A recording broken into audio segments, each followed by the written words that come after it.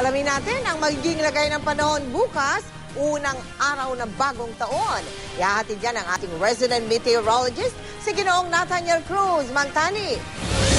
Mel, magandang balita sa mga naghahanda sa pagsalubong ng bagong taon.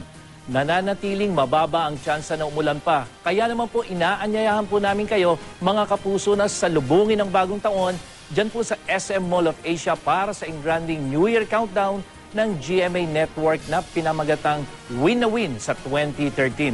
At bukas sa unang araw po ng taong 2013, maaliwalas din ang panahon dito po sa Metro Manila pero posibleng maging maulan sa araw po ng Miyerkules at Huwebes. Makakaranas naman ng hanggang sa katamtamang pagulan ang Hilaga at silangang bahagi ng Luzon. At yan po ay dahil sa tinatawag nating tail end of cold front at yung hanging amihan. At yan po ay ayon sa Pag-asa. Kalat-kalat na pag-ulan naman ang maranasan sa ibang bahagi ng Luzon. Maulap naman ang papawirin dyan po sa malaking bahagi ng Visayas at may posibilidad din ng mahinang pag-ulan, partikular na dito sa silangan at gitnang bahagi. At sa Mindanao naman, mararanasan din ang hanggang katamtamang pag-ulan dyan po sa Hilaga at silangang bahagi. Kabilang na po riyan ang Compostela Valley, Bukidnon at Davao Oriental. At sa mga mangingisda o doon po sa mga uuwi sa probinsya na daraan, dyan po sa mga seaboards ng Luzon, northern, western at eastern seaboards, hanggang sa dyan po sa ibang seaboards ng Luzon, dito sa may southern Luzon, paalala po, mag-ingat sa pagbiyahe o di kaya'y ipagpaliban muna mga ito. Matataas po kasi ang mga alon dyan sa mga nabanggit nating seaboards, Mel. Mang Tani, magsingit lang na isang tanong wala na kasing humabol na bagyo, salamat naman sa Panginoon, Ito bago magtapos ang 2012. Pero pagpasok ng Enero, Mang Tani, anong inaasahan natin?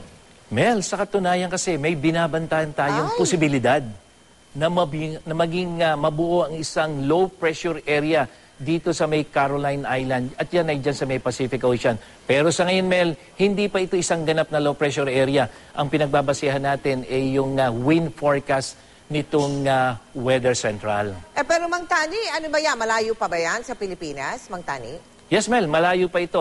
Ito yung ating Philippine Area of Responsibility. Yun naman yung Pilipinas. So, may kalayuan pa ito. Pero kung sakasakaling mabuo ito, Mel, posible uli itong magdala ng mga pagulan.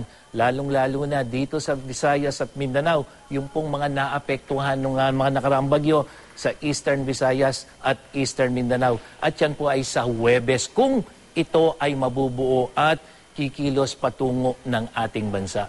At para sa iba pang detalye, bisitahin ang GMA Weather webpage at Facebook page. At kasama po ang buong GMA Weather Group, binabati namin kayo ng isang masagana at mapayapang bagong taon. Ako po si Nathaniel Cruz para sa I Am Ready, serbisyong totoo ng GMA News. Maraming salamat sa iyo, Mang Tani.